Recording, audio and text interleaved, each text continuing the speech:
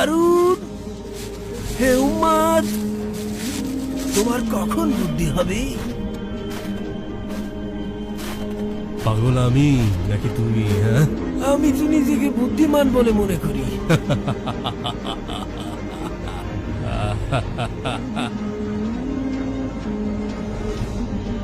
তোমার আবার কবে থেকে বুদ্ধি আসা শুরু করলো? হ্যাঁ,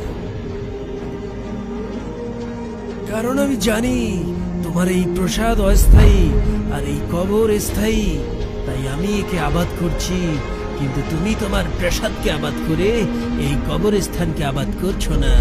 তাই তুমি আবাদী স্থান হতে অনাবাদী স্থানে যেতে চাইছো না, অথচ তুমি জানো সেই স্থানে তোমাকে যেতেই হবে।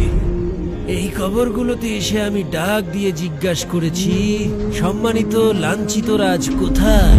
রাজত্বের কারণে দাম্ভিক ব্যক্তিগণ আজ কোথায়? কোথায় আজ অহংকারী প্রশংসিত ব্যক্তিগণ? হারুন, তোমার এই কাজগুলো কি পাগলামো নয়? ওয়াল্লাহি তুমি সত্য বলেছ। আমাকে আরো নসিহত করো। আল্লাহর কিতাবকে আঁকড়ে ধরো, সেটাই যথেষ্ট। সেখানে যেমন রয়েছে সংবাদ, তেমনি রয়েছে শিক্ষা। তোমার কোনো প্রয়োজন থাকলে বলো, আমি পূরণ করে দেব। হ্যাঁ, 3টি প্রয়োজন যদি পূরণ করে দিতে পারো ধন্যবাদ পাওয়ার উপযুক্ত হবে। বলো তাহলে। আমার বয়স বাড়িয়ে দাও। আমি পারবো না।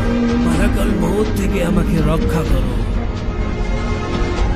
আমার সে সামর্থ্য নেই। আমাকে জান্নাতে প্রবেশ করাও, জাহান্নাম থেকে বাঁচাও। আমার সে শক্তি নেই। তাহলে জেনে রাখো, তুমি বাদশা নও, গোলাম। আর কোনো গোলামের নিকট আমার কোনো প্রয়োজন নেই।